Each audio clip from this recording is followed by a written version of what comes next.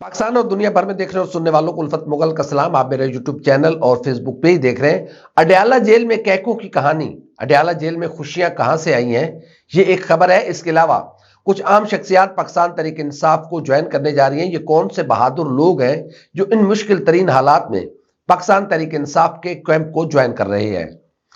असद उमर के लिए किस तरह के हालात पैदा कर दिए गए थे कि एक पढ़े लिखे शख्स को सियासत से हमेशा के लिए किनारा कुशी इख्तियार करना पड़ी।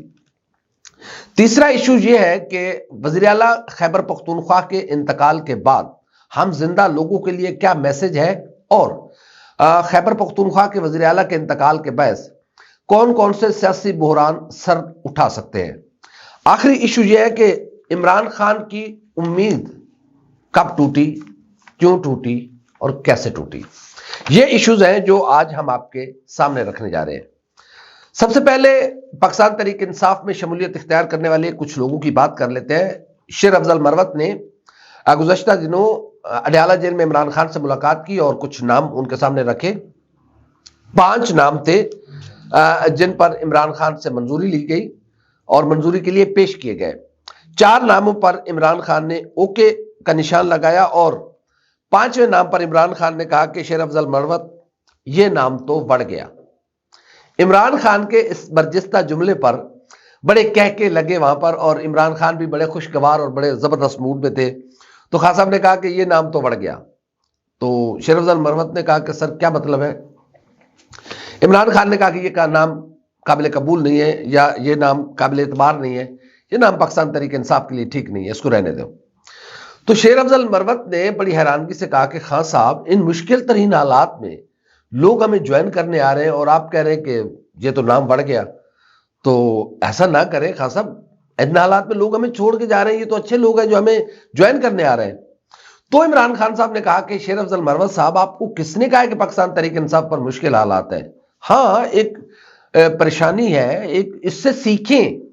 इमरान खान का था कि ये जो एक वेव आई है पाकिस्तान तहरीक इंसाफ के हवाले से, इससे सीखें कि कैसे सरवाइव किया जाता है, कैसे मुश्किलों को टैकल कैसे किया जाता है, मुश्किलों से सीखा कैसे जाता है, कौन कौन सी हमारी गलतियां थी जिनकी वजह से हम पर ये मुश्किलात आई जो हमने आने वाले दिनों में नहीं करनी।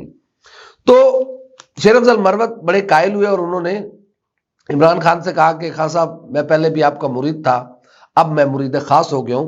तो बड़े कहके लगे, बड़ी खुशियां रही।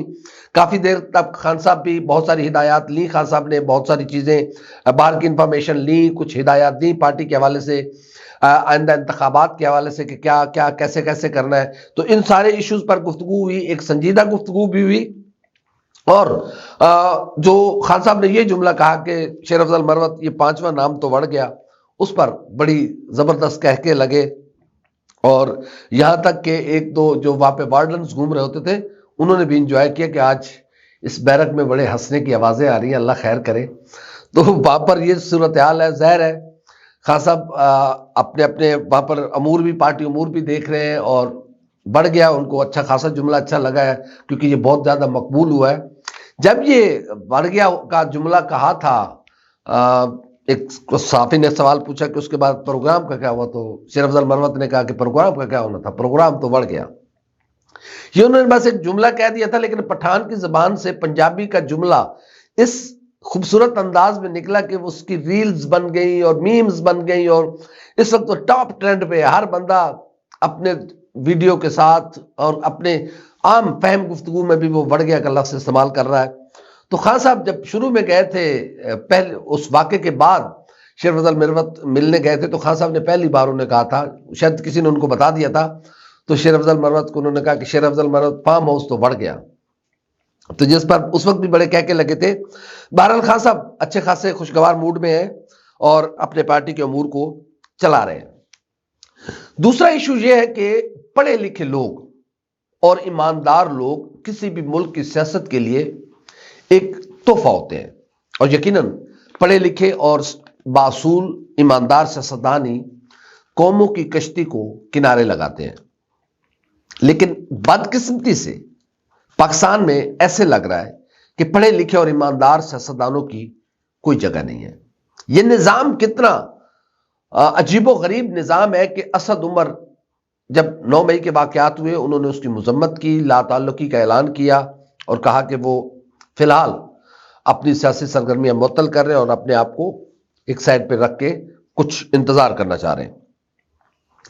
شاید اسد عمر اچھے وقت کا انتظار کر رہے تھے اور کوشش کر رہے تھے کہ معاملات بہتر سے بہتر ہوں، لیکن اسد عمر اس نظام میں فٹ نہیں ہو سکے۔ اور ایسے کیا حالات بنے ہوں گے کہ ایک اعلیٰ تعلیم یافتہ پڑھے لکھے شخص کے لیے سیاست ایک ایسی چیز بن گئی کہ وہ اس کو سروائیو نہیں کر پا رہے تھے۔ کل ہم نے ٹویٹ کیا کہ ایک باہمت سیاستدان، ایک پڑھا لکھا سیاستدان سروائیو نہیں کر سکا نظام میں، تو بہت سارے جو پاکستان تحریک انصاف کے کچھ لوگ ہیں تو انہوں نے لکھا نہیں جی آپ اس کو لکھیں بزدل سیاستدان جو حالات کے سامنے ٹک نہیں سکا، جو حالات کا مقابلہ نہیں کر سکا۔ اور لوگوں نے مثال دی کہ ادروائز علی محمد خان ہے اور بھی بہت سارے پاکستان تحریک انصاف کے لوگ ہیں جو حالات کے سامنے ڈٹ کے کھڑے ہوئے ہیں، لیکن بہرحال یہ ان کی اپنی رائے ہے۔ لیکن اسد عمر، ظاہر ہے ہر انسان کا اپنا اپنا مزاج ہوتا ہے، اسد عمر کسی اور مزاج کے آدمی ہیں، انہوں نے بڑا کام بھی کیا ہے۔ NCOC میں جب کرونا وائرس دنیا کے لیے ایک خوف کی علامت بن چکا ہوا تھا تو ان مشکل ترین حالات میں NCOC نے جس خوبصورت انداز میں کام کیا اور دنیا نے اس کی مثالیں دی کہ ایسے ٹیکل کیا جاتا ہے اتنے بڑے جو عالمی وبا ہوتی ہے اس کو کیسے ٹیکل کیا جاتا ہے، دنیا پاکستان سے سیکھے۔ یہ پہلی بار کوئی ایسا موقع تھا کہ دنیا ہم سے سیکھنے آ رہی تھی، مگر ہم تو پیدا ہی سیکھنے کے لیے دنیا سے ہوئے ہیں، ہماری اپنی کوئی ایجاد ہی نہیں ہے۔ تو ایسے شخص کے لیے سیاست کے دروازے اب ہمیشہ کے لیے بند ہو چکے ہیں۔ وہ شخص کتنا مجبور ہوگا، کتنی پریشانیاں، کتنے مسائل اس کے سامنے ہوں گے اس سسٹم میں، اس نظام میں۔ بدقسمتی کی بات ہے کہ اسد عمر جیسے اعلیٰ تعلیم یافتہ پڑھے لکھے نوجوانوں کے لیے، پڑھے لکھے سیاستدانوں کے لیے اس نظام میں کوئی جگہ نہیں ہے۔ بدقسمتی یہ ہے کہ راجہ ریاض جیسے انسانوں کے لیے، راجہ ریاض جیسے سیاستدانوں کے لیے اس نظام میں بڑی گنجائش ہے۔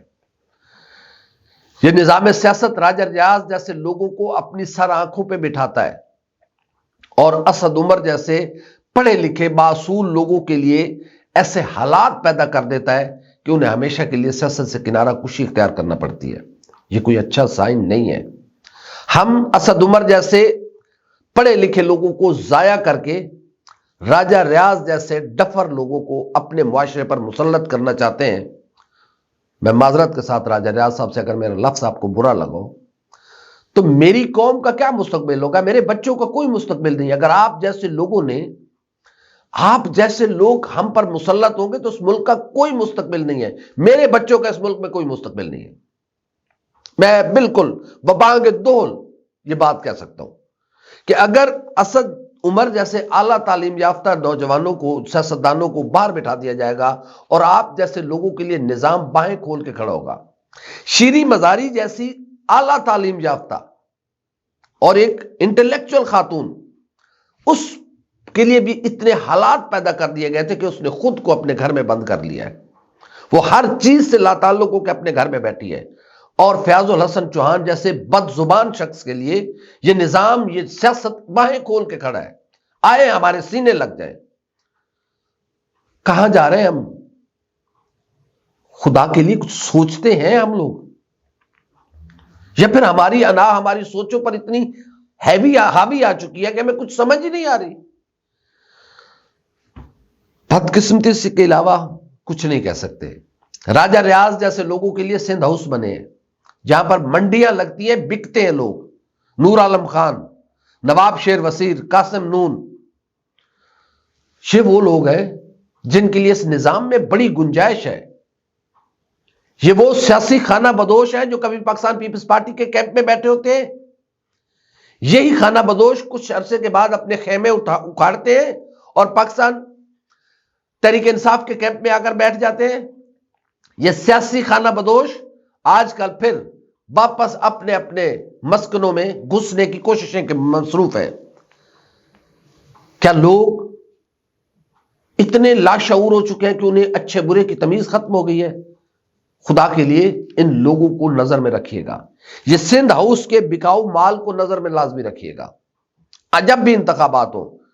دیکھیں آپ کے بیلٹ پیپر پر آپ کا اختیار ہے اور آپ بیلٹ پیپر پہ اتنے ٹھپے لگائیں جس پولیٹیکل پارٹی کو دیں, لیکن خدا کے لیے یہ لوٹا بازی کرنے والوں کو ووٹ نہ دیں. تباہ ہو گیا یہ معاشرہ. یا آپ کے بچے بھوکے کیوں سوتے ہیں, کبھی سوچا ہے؟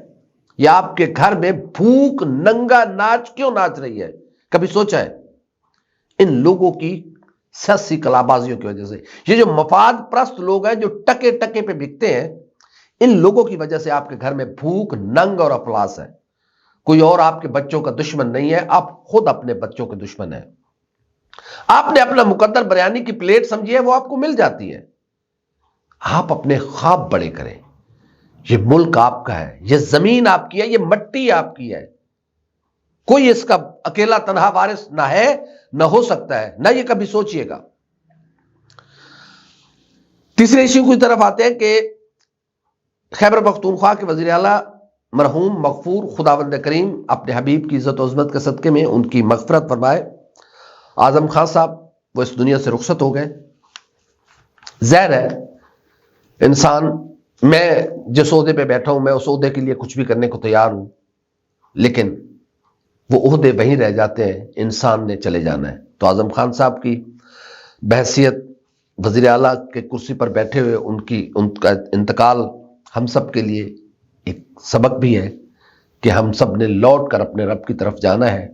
یہ عہدے عارضی ہیں. کوشش کریں کہ جس منصب پہ آپ کو بٹھایا گیا ہے اپنی ذات سے بالا ہو کر اپنے ذاتی نفرت, اناد, غصے کو ختم کر کے انصاف کریں. کیونکہ جس مقام پہ آپ کو بٹھایا گیا ہے وہ بلا وجہ آپ کو نہیں دیا گیا, یا مجھے نہیں دیا گیا. جس کرسی پہ میں بیٹھا ہوں یہ بلا وجہ مجھے کرسی نہیں دی گئی. میرے جیسے کروڑوں لوگ ہوں گے جن کی خواہش ہوگی کہ وہ بھی اس طرح کرسی پر بیٹھ کر بات کریں, لیکن وہ نہیں کر سکتے, ان کے پاس مواقع میسر نہیں ہے. لیکن خالق کائنات نے اگر یہ مجھے موقع دیا ہے تو میں اپنے ایک ایک لفظ کا یوم محشر جواب دہ ہوں. یہ مجھے علم ہونا چاہیے. اسی طرح جو جس سیٹ پر بیٹھا ہے اس کی ذمہ داری ہے کہ وہ اپنی آخرت کو نظر میں لازمی رکھے. جب ہم یہ کریں گے تو یہ ملک اتنا خوبصورت ہو جائے گا, یہ معاشرہ اتنا حسین و جمیل ہو جائے گا کہ دنیا اشک کرے گی, رشک کرے گی ہم پر کہ ایسی ہوتے ہیں ملک, ایسی ہوتے ہیں قومیں, ایسے ہوتے ہیں معاشرے. خدا ہمیں توفیق دے کہ ہم اپنے عہدوں سے انصاف کریں. وزیر اعلیٰ جناب اعظم خان کے انتقال کے بعد ایک سیاسی بحران سا پیدا ہو گیا. اب سوال یہ ہے کہ پھر سے نگران وزیر اعلیٰ, سابق وزیر اعلیٰ محمود خان اور سابق اپوزیشن لیڈر اکرم خان درانی مشاورت کر رہے ہیں. کیا آئین میں اس کی دوبارہ مشاورت کی ہے یا نہیں ہے, یا پھر الیکشن کمیشن اس کا اختیار کرے؟ کیونکہ اب تمام تر معاملات الیکشن کا اعلان ہو چکا ہوا ہے. اب تمام تر اختیارات الیکشن کمیشن کے پاس ہے کہ وہ کس کو وزیر اعلیٰ بناتا ہے. ظاہر ہے یہ تو دونوں, محمود خان بھی تو لوٹا ہو چکا ہوا ہے, وہ تو آپ کسی اور پارٹی میں چلا گیا ہے, وہ جس پارٹی نے اس کو وزیر اعلیٰ بنایا تھا وہ تو اس کو چھوڑ گیا ہوا ہے. اکرم خان درانی اس جماعت کے خاص دشمن ہے جو جماعت اس وقت برسر اقتدار تھی. تو اب یہ لوگ کس طرح انصاف کریں گے؟ میرے خیال میں اب اس کی کوئی آئینی گنجائش بھی نہیں ہے. ہمارے پاس کوئی ایسا طریقہ کار بھی موجود ہے یا نہیں ہے, اس پر ہمیں ریسرچ بھی کرنی چاہیے. لیکن ایک آئینی بحران ہے کہ کیا دوبارہ سے مشاورت کی ضرورت ہے, یا پھر الیکشن کمیشن آف پاکستان اس بات کا فیصلہ کرے کہ آنے والے دنوں میں وزیر اعلیٰ کے پی کون ہوگا. کیا وہ وزیر اعلیٰ اب 3 مہینے کی اپنی مدت پوری کرے گا, یا پھر اعظم خان کی مدت کو بھی اس میں کاؤنٹ کیا جائے گا اور اسی کو کنٹینیو رکھا جائے گا؟ یہ بہت سارے سوالات ہیں, بہت سارے آئینی مسائل ہیں جس کو حل کرنا ضروری ہے. تو ضروری تھا کہ الیکشن کمیشن آف پاکستان دوبارہ سے محمود خان اور اکرم درانی کی طرف جانے کے بجائے, کیونکہ اب وہ دونوں اسمبلی کے ممبر نہیں ہیں, وہ اس وقت وزیر اعلیٰ تھے, وہ اس وقت اپوزیشن لیڈر تھے, وہ ان کی رسپانسبلٹی تھی کہ انہوں نے اپنا یہ کام کر کے جانا تھا. وہ اپنا ایک بار کام کر چکے, بار بار یہ ان کی رسپانسبلٹی اب نہیں ہے آئینی طور پر. تو یہ ایک مسائل ہے, اس میں مسائل آ سکتے ہیں. کوئی بھی سپریم کورٹ سے یا کسی بھی ادارے سے رجوع کر سکتا ہے کہ اگر کوئی غلط نام یا کوئی غلط تعیناتی کی جاتی ہے تو یقیناً ظاہر ہے ان دونوں سے کوئی اچھے کی امید نہ رکھے پاکستان تحریک انصاف, نہ اکرم درانی سے اور نہ محمود خان سے. ظاہر ہے یہ ملی بھگت ہے, سارے معاملہ ہے. جیسے پہلے اس نگراں سیٹ اپ جتنا بدنام ہوا ہے، شاید منی پہلے کبھی سیاست کی منی اتنی بدنام نہیں ہوئی تھی جتنی اب ہوئی ہے۔ آخری ایشو یہ ہے کہ عمران خان کی امید کب ٹوٹی، عمران خان کب مایوس ہوئے۔ عمران خان کو اس بات کا یقین تھا کہ جب کے پی اور پنجاب اسمبلی توڑی جائے گی تو سوال ہی پیدا نہیں ہوتا، کوئی نہیں ہے ایسا بندہ جو رول آف لا کے خلاف اگینسٹ جائے گا، جو 1973 کے آئین کو مسخ کرے گا، 1973 کے آئین کو توڑے گا۔ لیکن پوری دنیا نے دیکھا کہ ہم نے اپنے آئین کو خود وائلیٹ کیا۔ 90 دن کے اندر اندر انتخابات کا جو آئین کا تقاضا تھا ہم نے وہ پورا نہیں کیا۔ ان سے عمران خان بہت زیادہ مایوس ہے، اور اب عمران خان ایک نئے عمرانی معاہدے کی طرف خود کو مائل کر چکے ہوئے، اور اس پر بڑی تیزی کے ساتھ وہ جیل میں بیٹھ کر کام کر رہے ہیں کہ کیسے کوئی جتنا ترم خان ہو، جتنا فنے خان ہو، جتنا مامے خان ہو، وہ پاکستان کے آئین کو نہ توڑ سکے، اور جو بھی جتنا طاقتور ہے اس کو آئین پاکستان طاقتور بناتا ہے۔ ادروائز میری کیا حیثیت ہے یا کسی کی کیا حیثیت ہے؟ آئین پاکستان اس کو طاقتور بناتا ہے اور وہ خود اسی آئین کو توڑتا ہے۔ تو اب یہ مذاق بند ہونا چاہیے۔ یہ کوئی عام بات نہیں ہے کہ ہم نے اپنے ہی بنائے ہوئے اصول کو، اپنے ہی بنائے ہوئے ضابطے کو، اپنے ہی بنائے ہوئے قاعدے کو، اپنے ہی بنائے ہوئے قانون کو ہم نے توڑ کے رکھ دیا، اور کوئی بولا تک نہیں۔ ایون کہ سپریم کورٹ آف پاکستان بھی اگر کسی نے اعلان کیا انتخابات کا تو اس کا مذاق اڑایا گیا، اس کو کہا گیا کہ یہ تو کسی کی طرف ٹلٹ رکھتا ہے۔ معلوم نہیں ہم کہاں جائیں گے، لیکن ایک بات لکھ لیں، اگر اسی طرح ہم غیر آئینی اقدامات کرتے رہے تو ایک دن یہ معاشرہ جنگل بن جائے گا۔